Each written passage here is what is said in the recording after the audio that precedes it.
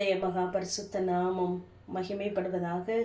ஏசாயா 30 அதிகாரம் 18 உங்களுக்கு இறங்கும்படி கர்த்தர் காத்திருப்பார், உங்கள் மேல் மனதுருகும்படி எழுந்திருப்பார்.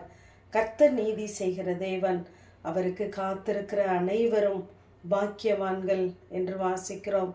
நமக்கு இறங்கும்படி, நம்மை ஆசீர்வதிக்கும்படி, நம்முடைய ஏக்கங்கள் எல்லாம், நம்முடைய எதிர்பார்ப்புகளை எல்லாம் கர்த்தர் நிறைவேற்ற வேண்டும் என்பதற்காக அவர் ஒரு குறித்த காலத்தை வைத்திருக்கிறாரே, ஒரு தயை செய்கிற நேரத்தை வைத்திருக்கிறாரே, அதற்காக அவர் காத்திருக்கிறவராயிருக்கிறார். ஆனால் நாம் அவருடைய வார்த்தைக்கு காத்திருப்போமானால் நாம் பாக்கியவான்கள் என்று சொல்லுகிறார். அநேக நேரங்களிலே சூழ்நிலைகளை பார்த்து நாம் அவசரப்படுகிறோம். ஆனால் வார்த்தைகளை பிடித்து கொண்டு, வார்த்தையானவரை பிடித்து கொண்டு நாம் கர்த்தருக்கு காத்திருப்போமானால் நிச்சயமாகவே தேவன் ஏற்ற நேரத்திலே நம்முடைய காரியங்களை வாய்க்க பண்ணுவார். காத்திருக்கிற நாமும் கூட அநேக நேரங்களிலே தெய்வ சமூகத்திலிருந்து எதையாகிலும் பெற்றுக்கொள்ள வேண்டும், பலனடைய வேண்டும் என்பதற்காக நாம் காத்திருக்கிறோம். ஆனால் தேவன் நமக்காக எதற்காக காத்திருக்கிறார் என்றால், நாம் கூப்பிடும் பொழுதே அவர் நமக்கு மறு உத்தரவு தருகிற தேவன் என்று அடுத்த வசனத்திலே நாம் வாசிக்கிறோம். இனி நீ அழுது கொண்டிராய், உன் கூப்பிடுதலின் சத்தத்திற்கு அவர் உருக்கமாய் இறங்கி அதை கேட்டவுடனே உனக்கு மறு உத்தரவு அருளுவார் என்று வாசிக்கிறோம். நாம் எப்பொழுதெல்லாம் நம்முடைய அழுகையின் மத்தியிலே, கண்ணீரின் பள்ளத்தாக்கிலே, நிந்தையின் அனுபவங்களிலே, தேவைகளின் மத்தியிலே நாம் தேவனை நோக்கி கூப்பிடுகிறோமோ அப்பொழுது அவர் அதை உடனே கேட்கிறார் என்று பார்க்கிறோம். அவர் கேட்ட உடனே நமக்கான பதிலை அவர் குறித்து விடுகிறார், நேரத்தை குறித்து விடுகிறார். அந்த காலம் வரை நாம் காத்திருப்பதற்கு தான் கர்த்தர் வார்த்தையை தருகிறார். 21ஆம் வசனத்திலே, நீங்கள் வலதுபுறமாய் சாயும் போதும் இடதுபுறமாய் சாயும் போதும் வழி இதுவே, இதிலே நடவுங்கள் என்று உங்களுக்கு பின்னாலே சொல்லும் வார்த்தையை உங்கள் காதுகள் கேட்கும் என்று வாசிக்கிறோம்.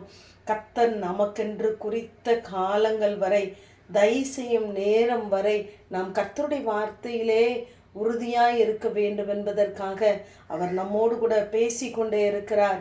அந்த சத்தத்தை நாம் என்ன செய்ய வேண்டும்? உணர்கிறவர்களாய் இருக்க வேண்டும். ஆகவே கர்த்தருக்கு காத்திருக்கிற நீங்கள் ஒவ்வொருவரும் பாக்கியவான்கள். ஏனென்றால் அவர் நம்மை ஒரு நாளும் மறந்து போகிற தேவன் அல்ல. நம் ஒவ்வொருவரையும் அவர் உள்ளங்கையிலே வரைந்து வைத்திருக்கிறார். ஆனால் சில நேரங்களிலே தேவனை நாம் வைக்கிறோம்.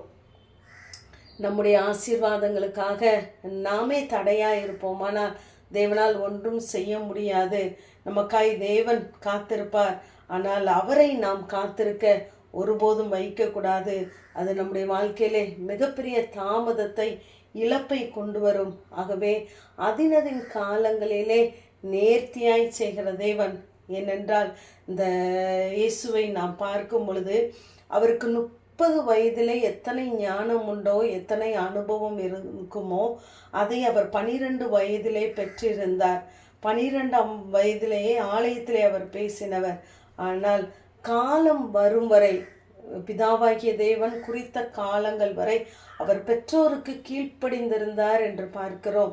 அந்த இயேசுவை தான் நாம் நோக்கி பார்க்கிறவர்களாய் இருக்க வேண்டும். ஆகவே கர்த்தருடைய சமூகத்திலே நமக்கான நாட்கள் வரும் வரை கர்த்தருடைய வார்த்தையை பிடித்து கொண்டு, வார்த்தையானவர் தருகிற வார்த்தையை நாம் அறிக்கையிட்டு கொண்டே இருப்போமானால் நிச்சயமாகவே நமக்காய் குறித்த நேரத்திலே தேவன் நமக்கு மகிமையான காரியங்களை செய்வார். யோசேப்பு சகோதரர்களை பார்த்து அழுதான். ஆனால் வாக்குத்தத்தம் நிறைவேறும் பொழுது அவர்கள் இவனை பார்த்து அழுதார்கள். நாம் அந்த காரியங்களை எல்லாம் அறிந்திருக்கிறோம். ஆகவே நமக்கென்று ஒரு நாட்கள் உண்டு. தேவன் நம்மை உயர்த்துவார். ஆகவே நம் கர்த்தருக்கு காத்திருக்கிற நீங்கள் பாக்கியவான்கள். ஆமென். ஜெபம். பிதாவாகிய தேவனே, குமாரனாகிய இயேசு கிறிஸ்துவின் நாமத்தின் மூலமாய் உடைய சன்னிதானத்தில் வருகிறேன்.